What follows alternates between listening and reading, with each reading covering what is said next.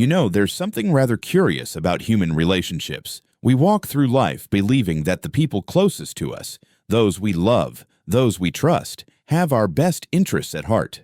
And perhaps they do. Or perhaps we've confused their needs with our well-being. Perhaps we've become so accustomed to saying yes that we've forgotten what it feels like to say no. So we keep nodding, agreeing, stretching ourselves thinner and thinner, until one day we look in the mirror and wonder, where did I go? When did I become this person who lives entirely for others, whose peace depends on keeping everyone else comfortable? If you were to sit quietly for just a moment, truly still, and ask yourself, when was the last time I did something purely for myself? What answer would come? Would it be last week, last month, last year? Or would you discover, with a hint of sadness, that you can't quite remember? Somewhere along the way, you stopped mattering to yourself. You became a resource, a solution, a pair of hands to fix what others have broken. And nobody asked if you were tired. Nobody wondered if you needed rest.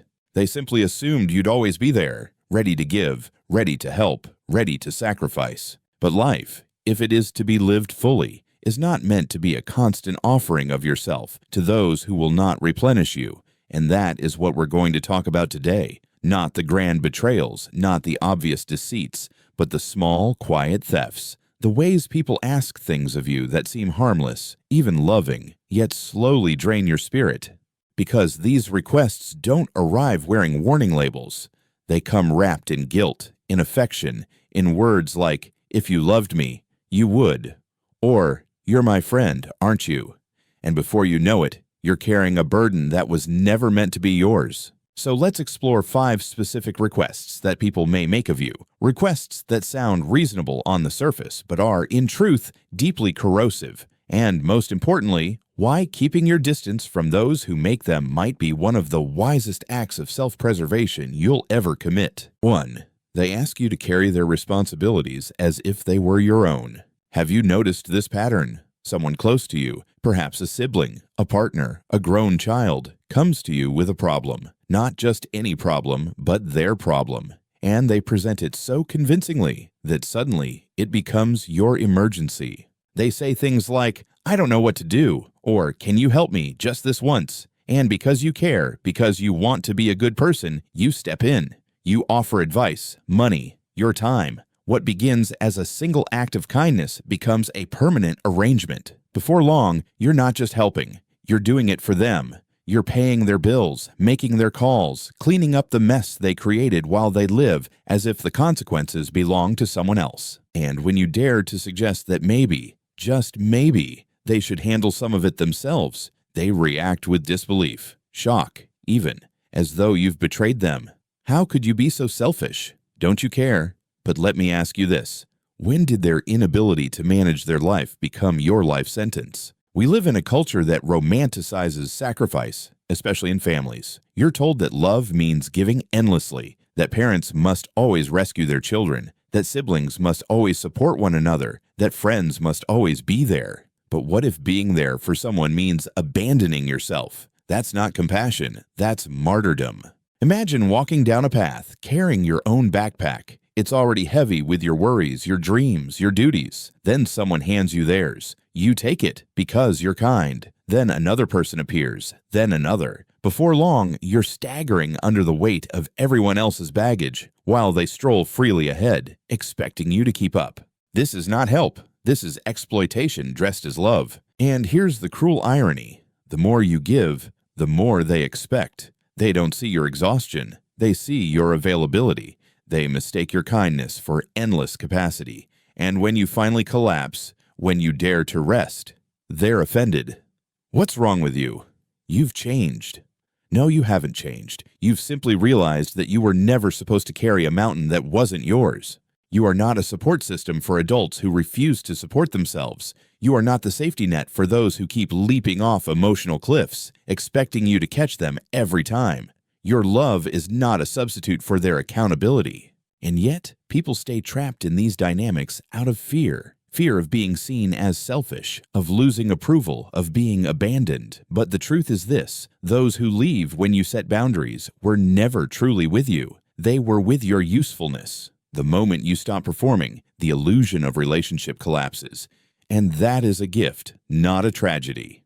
Because love that demands self-erasure is not love. It is dependency masquerading as devotion. So, if someone continually asks you to carry what is theirs, their debts, their emotions, their failures, you have every right to decline. Not maybe. Not, I'll think about it. Simply no. Because your life is not a rescue mission for those unwilling to rescue themselves. 2. They ask to borrow money with no intention of returning it. Money and relationships, oil and water. Someone close to you approaches with a story. There's always a story. A crisis, a bill, a once-in-a-lifetime emergency. It's just this one time, they promise. I'll pay you back next week. You want to believe them. You want to help. You lend them the money, and for a moment, it feels good. You've saved the day. You feel generous, needed. Then, weeks pass. Silence. You mention it gently, and suddenly you are the villain. They sigh, remind you of their struggles, accuse you of being insensitive. Maybe they even twist it. I thought you cared about me more than money. And that's the trap. Because they know that confrontation makes you uncomfortable. They count on your empathy. They weaponize your values. But here's the truth. When someone borrows money without the intent or effort to return it, they're not borrowing. They're taking. And they're testing how far they can take before you stop them. It's not about the money. It's about respect. If they valued you, they would honor their word. They would repay, even a little, even slowly, because repayment is not about the amount. It's about integrity. But people who habitually borrow without returning are not in financial crisis. They're in a cycle. Their emergencies are constant because their habits never change. And when you keep funding that chaos, you're not helping. You're sponsoring it. You become their safety valve, their personal ATM. And they learn that the easiest way to get out of discomfort is not to change. It's to lean on you. So, protect yourself. Because your peace of mind is worth more than any unpaid debt. Generosity is beautiful. Enabling is not. And the difference lies in one word: boundaries. They ask you to choose sides in conflicts that have nothing to do with you. This one is subtle, yet perhaps the most emotionally exhausting of all. It usually begins with something innocent: a phone call, a message, a sigh that says, "You won't believe what they did to me." Soon you find yourself caught between two people you love, each pleading their case like lawyers in a trial. And the courtroom is your mind. They don't actually want resolution. What they want is validation, confirmation that they are right, that they are the victim, that the other person is entirely to blame. And you become the audience for their pain, the referee in their private war. You try to stay neutral, to be kind, to listen. But neutrality in these situations often satisfies no one. If you refuse to take sides, they accuse you of not caring. If you show empathy to one, the other feels betrayed. And before long, you are bleeding for a battle that was never yours. You see, most people don't want truth. They want allies. They want someone to echo their version of reality back to them so they can feel justified. It's not about justice. It's about ego. And the moment you step into their arena, you lose your peace. Because no matter how fairly you try to walk the line, both sides will remember the moment you didn't agree with them. There's an old saying, when two people are fighting, the third who steps in gets hit by both. And that's exactly what happens, emotionally, mentally, spiritually. Because every time you absorb their pain, every time you try to mediate, you take on energy that isn't yours to carry. You drain yourself in the name of harmony, and yet the conflict endures. Why? Because peace imposed from the outside never lasts. True reconciliation arises only when both parties are ready to look inward, and that's something you cannot do for them. So the wisest thing you can say in these moments is, "I love you both, but this is between you two." It's simple, honest, and profoundly liberating. Will they like it? Probably not. They might call you disloyal or cold, but what they really mean is, "You won't play my game." And that's the point. You must refuse to play. Because your job is not to fix every broken bond in your family or among your friends. Your job is to protect your peace, to love people without becoming entangled in their chaos, to be present without being consumed. That requires strength, boundaries, and the courage to let people solve their own storms. Remember this: peace is not given to you when everyone around you stops fighting. Peace begins the moment you decide not to join the war. 4. They ask you to change who you are so they can remain comfortable. This one cuts deeper than the rest because it often comes disguised as love. Why do you talk like that? Why can't you just be more like, "You've changed"? They say these things as if they're offering guidance, but what they're really saying is, be less yourself so I can feel better. Sometimes it's small: your style, your opinions, your tone. Other times it's your beliefs, your passions, even your life choices. They tell you they're only trying to help, that they want what's best for you. But ask yourself, better for whom? When someone insists that you reshape yourself to fit their comfort, it's not about your growth. It's about their control. They are uncomfortable with your authenticity, perhaps because it reminds them of everything they've suppressed in themselves. So they project that discomfort onto you, trying to mold you into something safer, smaller, more palatable. But you have not lived all these years, survived all that you've survived, just to perform a version of yourself that others approve of. The moment you trade authenticity for acceptance, you lose both. Alan Watts once said, "The meaning of life is just to be alive. It is so plain and so obvious and so simple. And yet, most people cannot bear the simplicity of being who they are. They're too busy pretending to be what others expect." Don't join them. Growth and conformity are not the same thing. You can evolve without abandoning your essence. Change, when born of self-awareness, is a form of expansion, but change born of fear, of losing love, approval, or belonging, is contraction. It's spiritual shrinking. So when someone says, "You've changed," what they often mean is, "You've stopped being who I could control." Let them think that, because the truth is, you've grown. You've stopped apologizing for existing in your full light. Here's what's fascinating. The people who demand that you change rarely do much changing themselves. They want you to fit their stagnant version of reality because your evolution threatens the illusion they live in. When you begin to think differently, love differently, live differently, you force them to confront their own complacency, and that makes them uncomfortable. But discomfort is not your problem to solve. You've earned the right to be yourself. You've paid for it in years of self-doubt, in tears,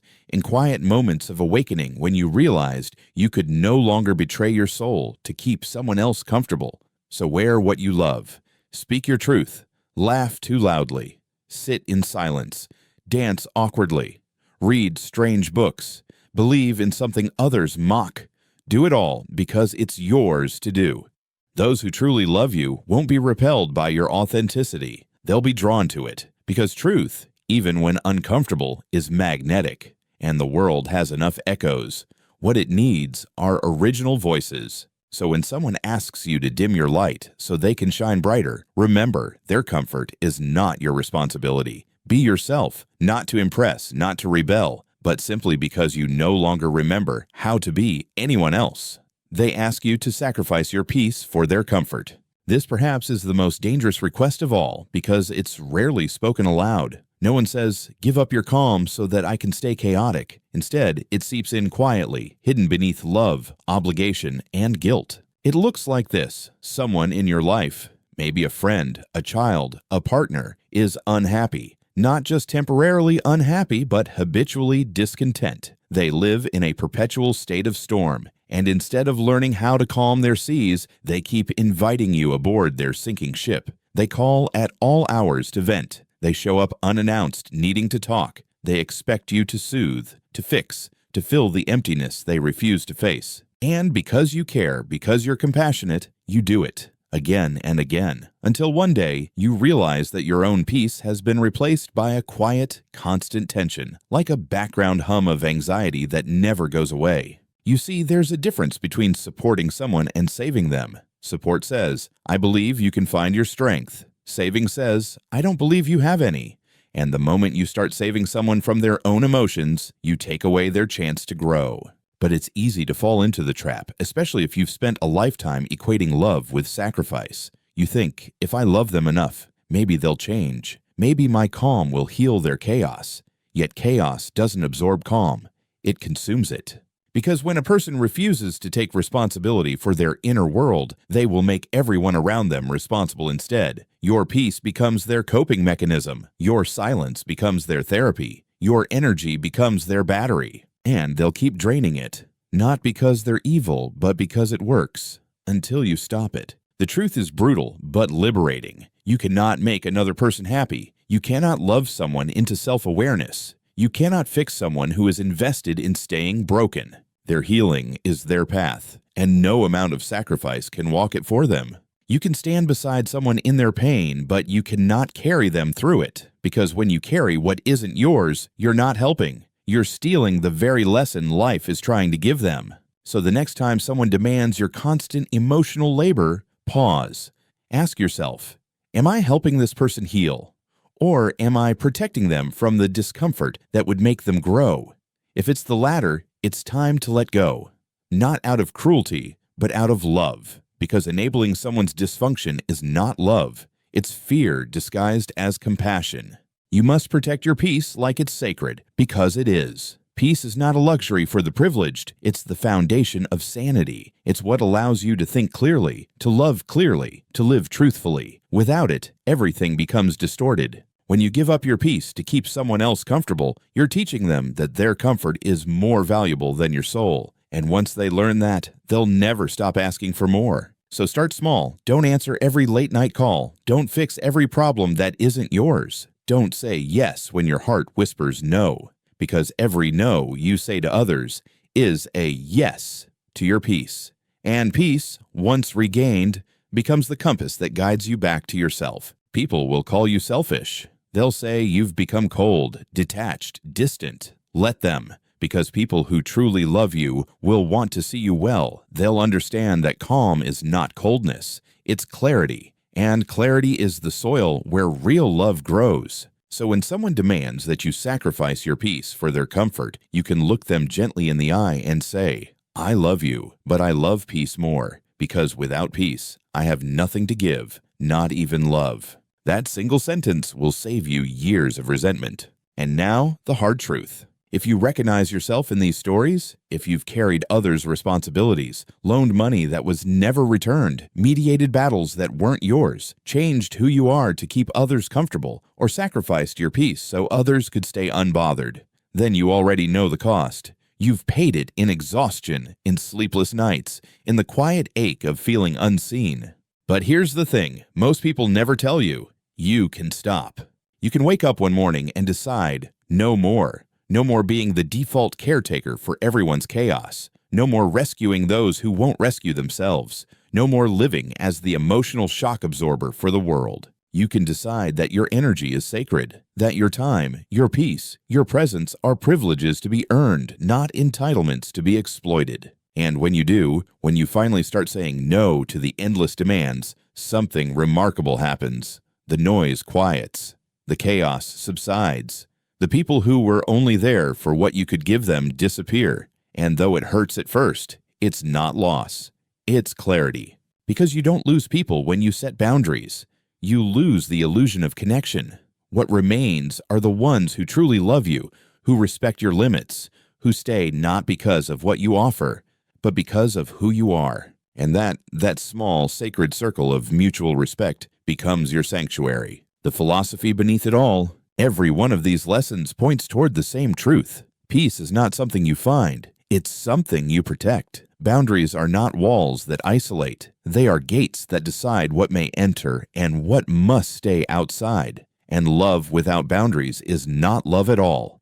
It's servitude. Alan Watts once observed that we are not separate from the world, but deeply entangled with it. Yet entanglement does not mean entrapment. To live awake is to love deeply without losing yourself. It is to give freely, but not foolishly, to care, but not to collapse. When you master this, when you learn to walk through life open-hearted but unburdened, you become like water, soft yet unbreakable, flowing yet never lost. And those who truly see you will not ask you to shrink for their comfort. They will rise to meet you in your clarity. Because peace is contagious, but only when it's protected. The art of boundaries. So here we are, the end of our exploration, but the beginning of your freedom. You've heard the 5 requests that drain your spirit. Carry my responsibilities. Lend me money I won't return. Take sides in my battles. Change who you are for me. Give up your peace so I can stay comfortable. Each of them seems innocent when spoken. Each wears the disguise of love, loyalty, or compassion. But together, they form the silent architecture of emotional exhaustion, the invisible cage that kind people build around themselves. And yet, there is a way out. It begins with a single word that terrifies almost everyone raised to please others. No. But no is not a rejection. It's a declaration. It's the word through which you reclaim your life. When spoken with calm conviction, no becomes a form of love, love for yourself, and strangely, love for the other person too. Because a no, born of self-awareness, prevents a relationship from decaying into resentment. You see, boundaries are not barriers. They are bridges made of honesty. They connect what is true in you to what is possible in others. When you say, I can't do that for you, what you're really saying is, I want to keep loving you, but I can only do that from integrity, not obligation. True love thrives in truth, not sacrifice. The courage to be misunderstood. Now, here's the difficult part. When you begin setting boundaries, people will not applaud. They will not say, thank you for growing. They will say, you've changed. They will accuse you of being distant, cold, selfish, or ungrateful. That's because they built their comfort around your compliance. And when you stop overgiving, you disrupt the emotional economy that once sustained them. Their discomfort is not evidence of your wrongdoing. It's proof that the old dynamic is dying. But to live authentically, you must be willing to be misunderstood. The people who truly see you will adapt. The rest will fade, sometimes quietly, sometimes violently. Let them. Because every person who leaves makes room for something sacred, your own peace. And peace, once it has tasted freedom, refuses to return to captivity. What happens when you stop overgiving? When you stop carrying everyone else's weight, something incredible happens. You realize how light you actually are. You discover that your mind is quieter, your body less tense, your mornings softer. You start to notice simple pleasures, the sound of rain, the warmth of tea, the miracle of stillness, because your life is no longer crowded with other people's noise. The world doesn't collapse when you stop rescuing everyone. In fact, it starts to rearrange itself around your truth. Those who are using you will fall away. Those who respect you will step closer. Even your energy changes. People sense the difference between someone who gives out of fear and someone who gives from fullness. And the latter, the one who gives from overflow, not depletion, becomes magnetic. You no longer need to prove your worth through endless doing. You can simply be. That's what peace does. It returns you to your natural rhythm, a rhythm not of rushing or rescuing, but of responding consciously. The spiritual dimension of saying no.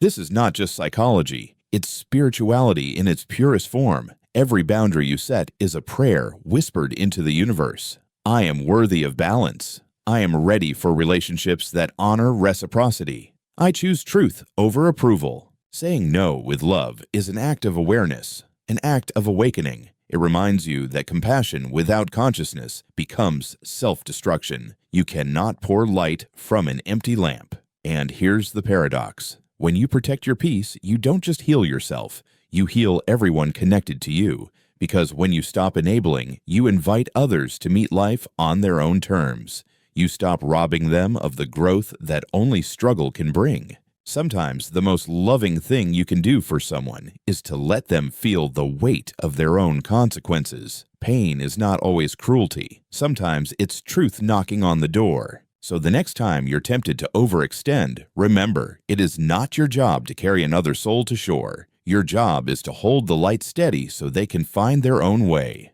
Choosing a life of peace. In the end, the message of all this is simple. You are allowed to protect your peace. You are allowed to rest. You are allowed to say no, to step away, to choose quiet over chaos. And you are allowed to do all this without explaining yourself.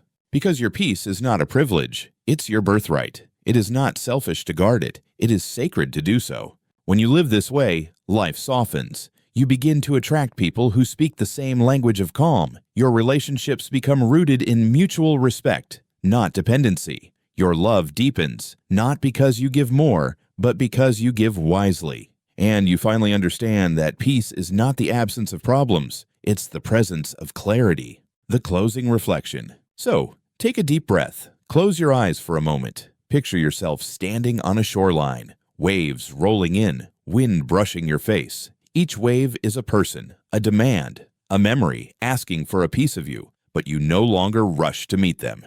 You simply stand, grounded, watching them rise and fall, knowing that not every wave requires your response. That stillness, that sacred space between stimulus and reaction is peace. And peace is where your real life begins. When you stop giving away your energy to every cry for attention, every unhealed wound, every manipulative plea, you begin to live intentionally. You become deliberate with your time, your love, your attention, and in that deliberateness, you rediscover your essence. Your life does not belong to their expectations, not to their drama, not to their comfort. It belongs to you. And the most radical act of love you will ever perform is to live that truth, fully, unapologetically, and peacefully. So, stay away from people who ask for these 5 things, not because you're better than them, but because you're finally wise enough to know. Your peace is not a currency for someone else's comfort. It's the home you return to, the sacred ground where your soul finally gets to rest.